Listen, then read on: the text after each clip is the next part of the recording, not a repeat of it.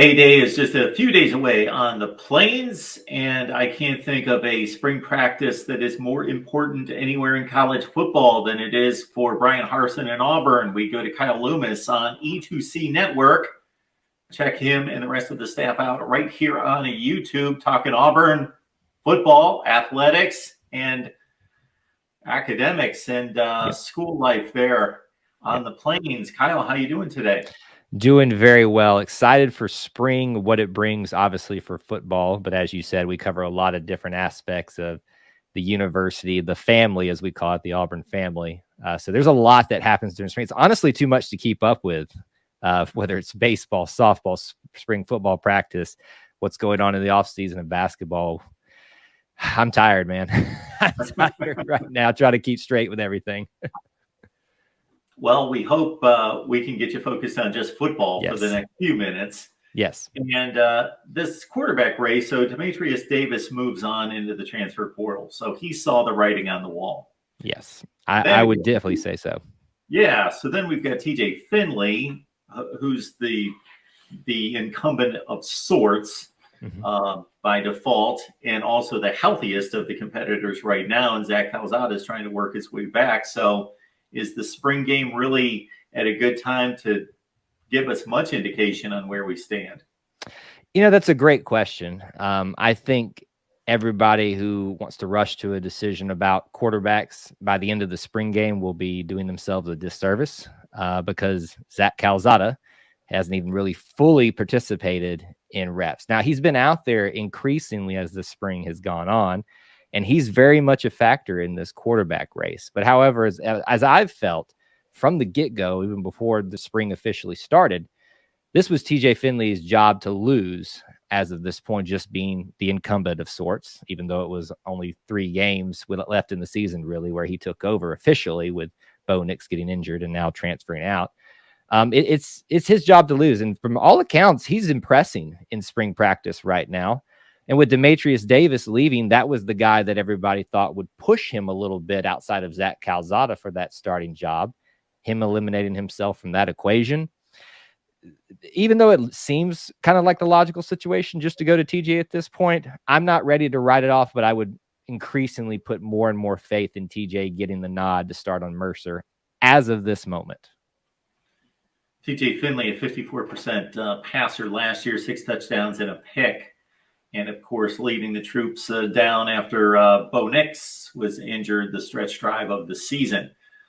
Got Kyle Loomis on the line from E2C Network right here on YouTube, tracking Auburn. If you love Auburn, you should already know about it. If you don't, get on over there. And when I say Auburn, I'm not just saying Auburn football, Auburn athletics, and again, academic and student life there at Auburn. So by extension, the quarterback battle will, of course, ensue into August, we think. And the wide receiver position is in flux as well, just with a lot of guys competing for those 2, 3, and 4 spots. Yes. Yeah, it definitely is something that's still very much up in the air.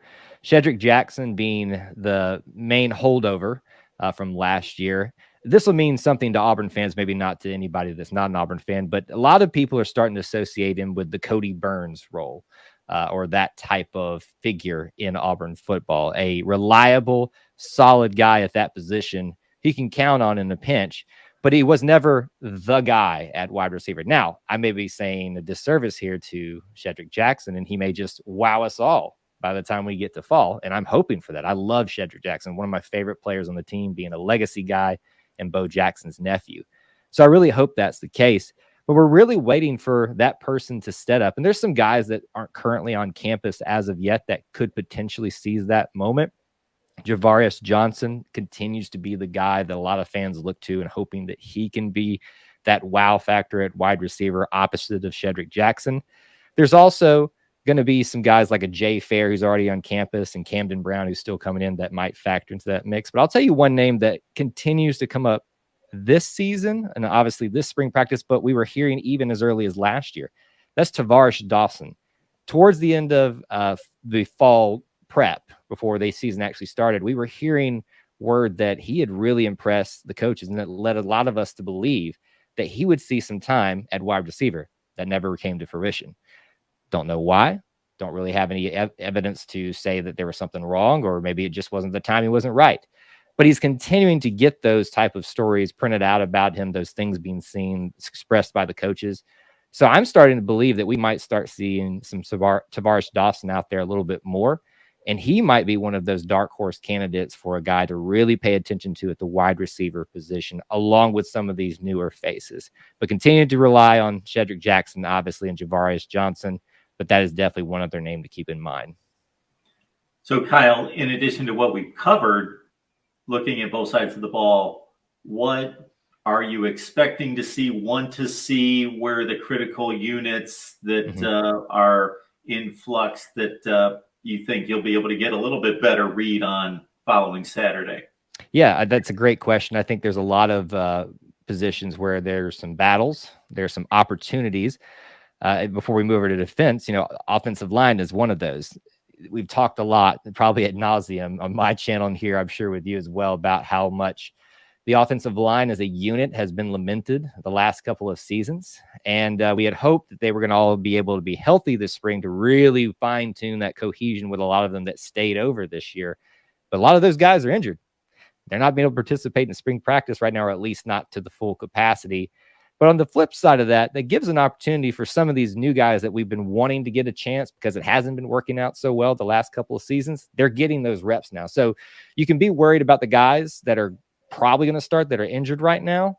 Austin Troxell, Nick Brahms, names like that, Brandon Council. But some of these other guys are really starting to get opportunities that I'm really encouraged for, not just this season, but for seasons to come after that, because a lot of those guys will be gone after this season. I'd say one other group that I'm really interested in watching is the defensive backfield. And if you want me to hone in on a spot, the cornerbacks.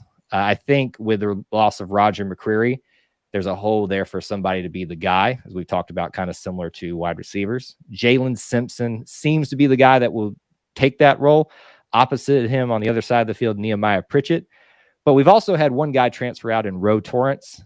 He was likely going to be in that mix, and obviously kind of similar to Demetrius Davis, decided and saw the writing on the wall, I'm sure, because of the talent that's behind him. That's going to be getting opportunities. JD Rhymes in that mix. A lot of other guys as well that haven't even got onto campus. So I'm really excited just to watch the defensive backfield, more specifically the cornerbacks, to see not just what the starters look like, the supposed starters, but the backups behind them. We've got Kyle Loomis on board to talk up the Auburn Tigers, looking ahead to the spring game, A-Day on the Plains, Saturday, April 9th. You can catch Kyle's work at E2C Network. You see there on the banner.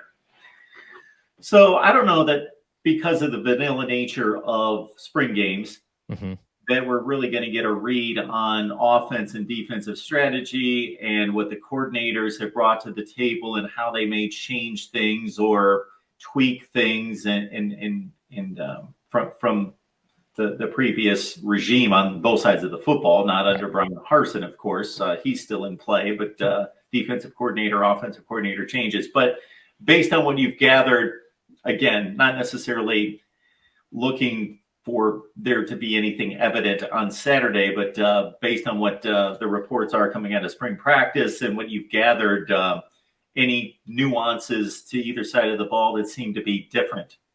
I will definitely give you a word that a lot of Auburn fans are going to be very happy with, and it's being used by Coach Cadillac Williams, the running backs coach, and several others as well. Downhill, and that's in reference to the running game.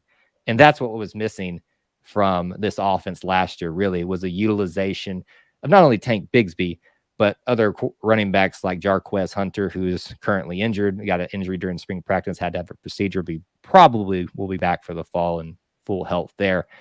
But downhill, that's really what's starting to come out of that for the offense. The focus is shifting, supposedly, as you have already addressed. It's hard to really get a read on if this is actually going to follow through into the fall. But downhill run game, really focusing and leaning on what we know we have, and that is an incredible running back in Tank Bigsby. And also, Jarquez Hunter, when he's healthy, provides a different pace of play there that he can do and the different skill set that he has. But there's even talent beyond that is going to be coming onto the Plains, and Damari Alston. New running back also just got Sean Jackson, was a walk-on, been doing so well over the last couple of seasons he's been there, just earned himself a scholarship, and he's a bigger back. a lot of people are really excited about what the future holds, not just for this season, but after that, with what the running back room looks like and what we may be shifting back to after what we will call is an unconventional offensive scheme for what traditionally Auburn fans tend to enjoy. Defensively, I still continue to think we're going to see a hybrid, switching back and forth between coordinators as much as we have over the last 2 to 3 seasons with the transition of regimes and now complete changeover there in offensive and defensive coordinators.